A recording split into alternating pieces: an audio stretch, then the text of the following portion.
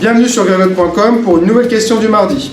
Aujourd'hui, je réponds à Charles qui me dit « Salut Greg, j'ai toujours eu du mal à boxer un gaucher en combat. Si tu pouvais me donner quelques trucs, ça serait cool. » Ça tombe bien parce qu'en réalité, je suis gaucher. La plupart du temps, je montre en droitier pour pas créer de confusion, que ce soit dans mes cours collectifs ou dans les vidéos.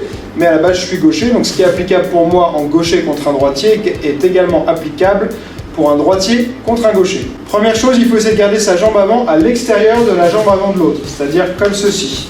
Pourquoi? Parce que ça va l'empêcher d'enclencher ses enchaînements. Donc le bras arrière, la jambe arrière, elle va éventuellement pouvoir m'attaquer bien sûr avec le bras avant, mais si systématiquement je vais me désaxer vers l'extérieur comme ça, elle ne va jamais pouvoir enclencher la suite de son enchaînement, elle sera réduite à uniquement son bras avant et sa jambe avant. Donc ça c'est le premier point important. Deuxième point, on va utiliser plus que d'habitude son bras arrière et sa jambe arrière. Un de mes enchaînements préférés, ça va être de commencer avec un cross, donc le direct du bras arrière, comme ceci. Donc là, je vais aller mettre ma tête sur l'extérieur pour ne pas rester en face, cross, et ça va me permettre ensuite d'aller chercher au corps avec un uppercut ou un crochet au corps.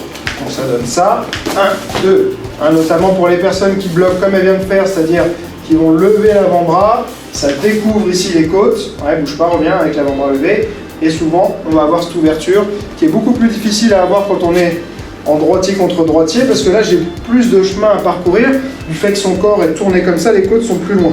Là l'avantage, c'est qu'on a les côtes qui sont tout de suite accessibles, 1, 2, là, 1, 2.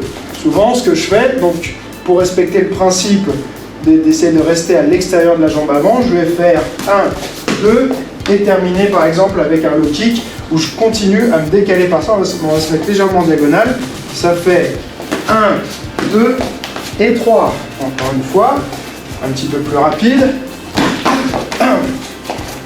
d'accord, donc se décaler vers l'extérieur, attaquer fort avec son bras arrière, suivre au corps et frapper la jambe avant. Je peux placer également le même enchaînement sur un jab de sa part où elle va venir m'attaquer, je vais esquiver, contrer en même temps, 1, 2, 3 et venir suivre. Donc quand je vois qu'elle arrive vers moi, je décale ici. Je décale à la fois avec un déplacement et une esquive partielle du buste et le compte simultané. Là j'ai tout de suite les côtes et ensuite mon low kick en décalage. Donc là elle vient. Encore une fois. Comme ça, dès qu'elle arrive sur moi, je désaxe et je contre. Une petite dernière pour la route. Parfois quand elle m'attaque en jab, j'aime bien aussi venir faire un catch comme ça. En rebond tout de suite venir chercher avec mon jab. Et ensuite j'enclenche le même enchaînement. Donc, boum. C'est-à-dire que là je chasse, jab, cross, le corps, puis le low kick. Boum. Là.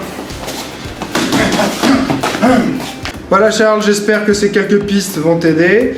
Teste-les, laisse-moi un petit message pour me dire comment ça s'est passé. Si comme Charles, tu as des problèmes avec les gauchers et que tu as trouvé d'autres solutions, partage-les avec moi et les autres pour qu'on puisse en profiter. Si tu as aimé cette vidéo, et j'espère que c'est le cas, tu peux cliquer sur j'aime, me laisser un commentaire, t'abonner à la chaîne et partager sur les réseaux sociaux. Et comme je dis toujours, celui qui croit savoir n'apprend plus, alors garde l'esprit ouvert.